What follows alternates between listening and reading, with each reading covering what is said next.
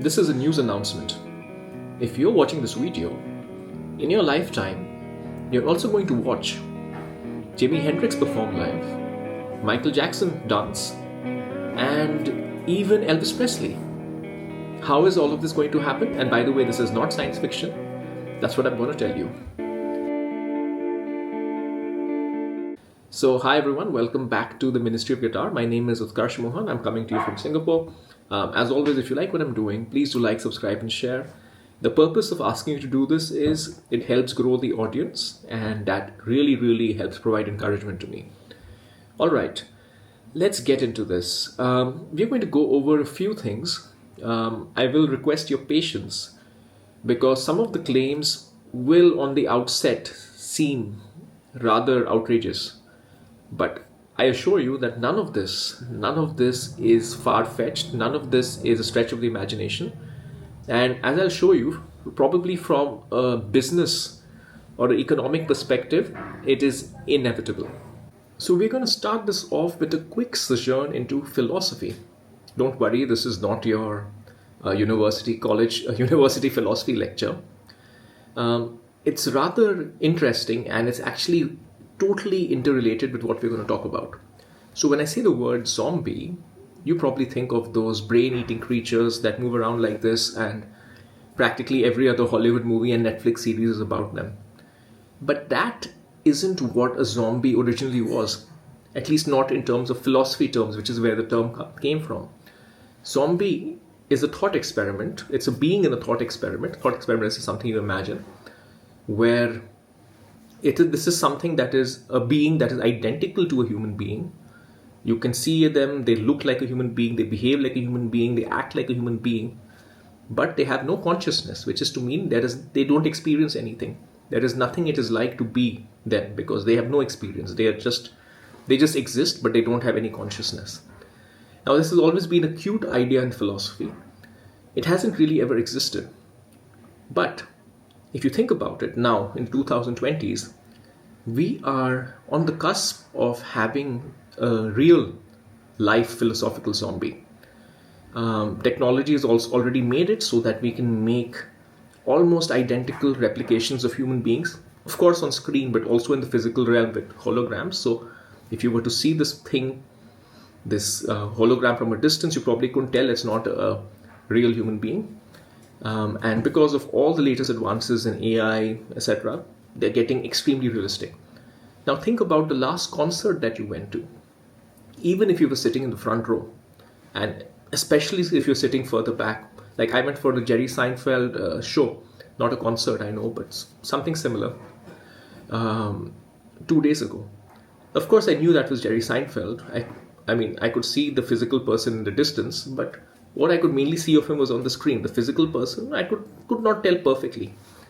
And if that physical person had been a hologram, it behaved, it talked like Jerry Seinfeld, everything told me it was Jerry Seinfeld. But if technology was sufficiently advanced enough, which it is today, to perfectly replicate him in a hologram standing on the stage, I could have not told apart the difference. And by the way, this is not theoretical because this is already happening with the ABBA Voyage in London, where they have specially constructed these a stadium where you can actually have these replications or replicas of the 1970s ABBA, and people are actually going and having physical concerts, and they are there in the distance. You see them on the screen, but you also see them in the distance physically, but they're not really real. And this is where we are today. This is not even taking into account the last 2-3 years of AI advancements and what will happen over the next 2 to 3 years.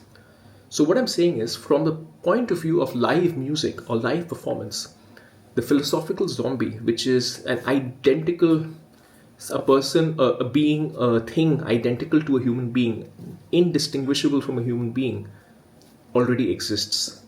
So you can now literally have the zombie version of Elvis Presley. It is Elvis Presley for all practical purposes. You and I can't look inside the mind of the zombie and say that zombie is not thinking, it is not conscious. It talks like Elvis Presley, it behaves like Elvis Presley, it dances like Elvis Presley, it sings like Elvis Presley. This we can already do. ABBA Voyage is the proof of concept. Now let's take the existence of the philosophical zombie. What does this mean? Now I'm going to put in I'm going to go away from the philosophy lectures, all those theories and all that living in the in the world of thought experiments, and I'm going to take it down to a very, very hard-nosed business perspective. So say I'm the executive of a record company or say Universal Music or whatever it might be. I have to look into different ways my company can create value, can make money. And I have these things called artists. I have these things called catalogs.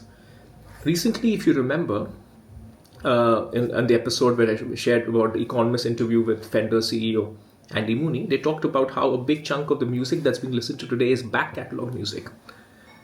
So if I'm the CEO of Universal, I'm looking at this right now and I'm like, okay, so right now I have artists that only exist on back catalog music. People listen to them on streaming. Streaming, it doesn't really make that much money. I know this is a very controversial topic.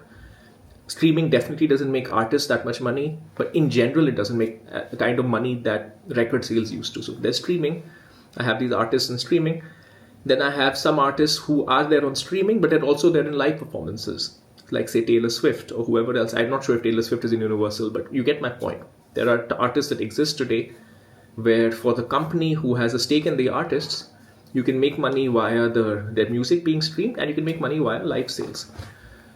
So I'm looking at these two things. I'm like, what a shame. What a shame that there's so many artists that are being listened to in the back catalog that are restricted to this only. I can only make money of them off streaming, or maybe the occasional movie or Netflix series that takes a soundtrack of it.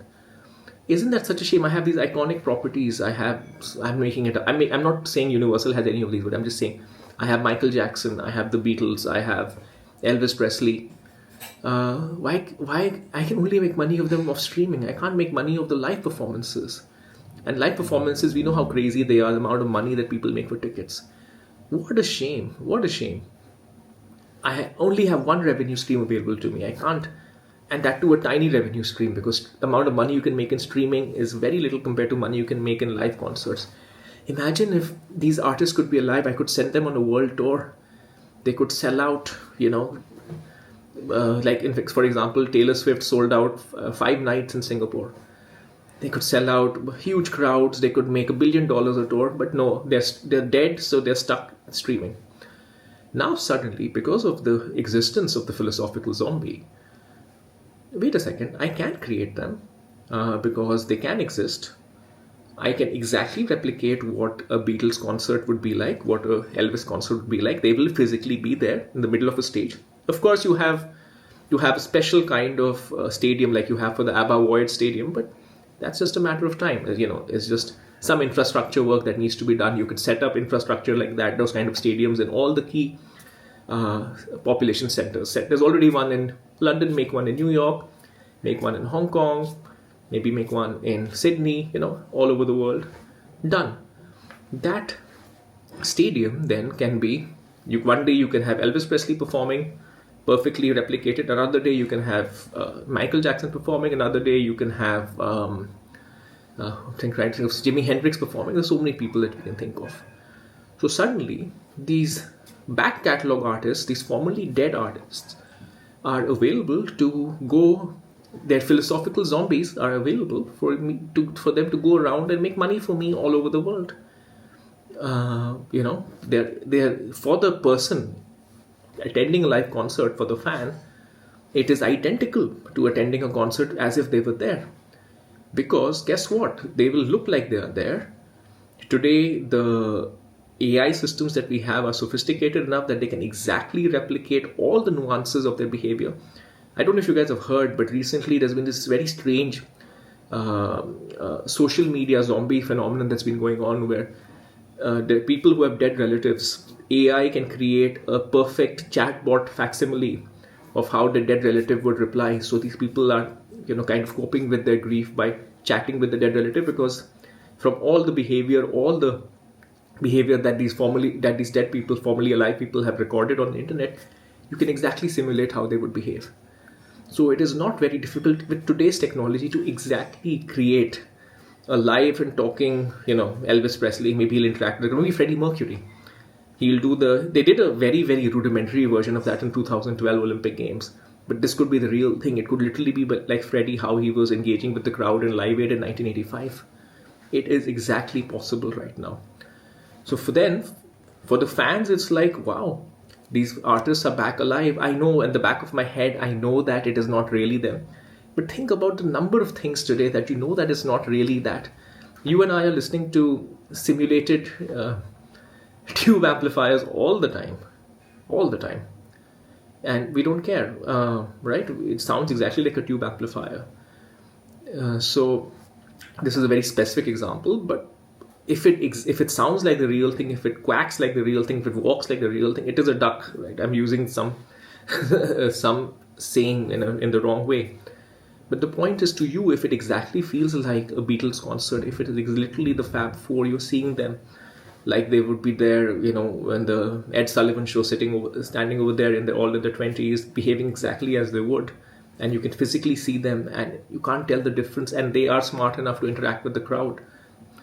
Imagine that. You would pay money for it. I mean, I would be like, am I selling out? But no, I'd be like, that would be a great thing. It is identical. Going back to the idea of a philosophical zombie, it is identical to the real thing. You cannot tell it apart from the real thing.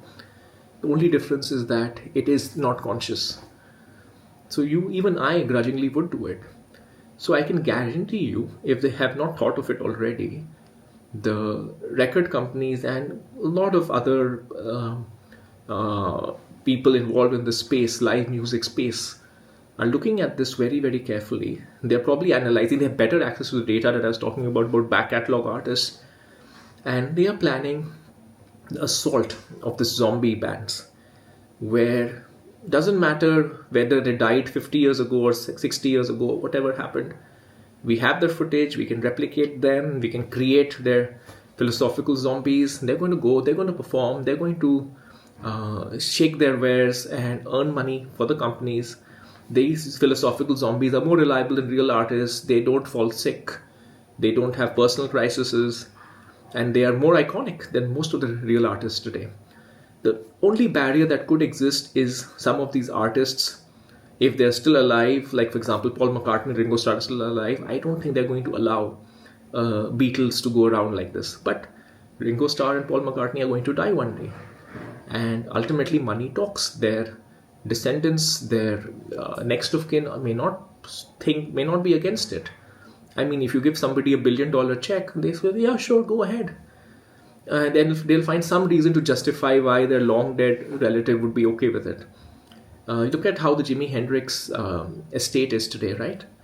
You think that if somebody is giving a check to the Jimi Hendrix estate for the use of his image so that we can create a philosophical zombie Jimi Hendrix and he can go around the world, they would say yes? Of course they'll say yes. So, though rock and roll died in the 1950s and 60s and 70s, it's going to resurge again. These things are going to be available to the entire world. We've talked about the complexity and the interest of previous generation music versus today's music. The music made from the 50s to the 80s does have an enduring quality. It's being seen in the back catalog trends today, what people are listening to while streaming. So it's just a matter of time before this entire interest in this period of time is going to be fully commercialized, using the philosophical zombies of the musicians and making them go on live world tours. It's really a brave new world. It's a scary new world. I am divided. I'm really divided. On one hand, on a philosophical level, this really irks me. It makes me feel it's a little bit disgusting, honestly, to create these little ghosts, I would say, of artists and make money of them. On the other side, as a fan, as somebody who never got to see the Beatles or Elvis or Michael Jackson or Hendrix or Van Halen or whoever, I may just I may hide it, but I may actually still buy the ticket and go to watch those philosophical zombies perform. I don't know. What do you think? I would really like to know your opinion. I want to know if you're feeling as, I don't know what the word for it is. Scared is not the right word, but as shocked at the possibility like I'm feeling. Love to hear your thoughts. Let me know what you think. I'll see you next time.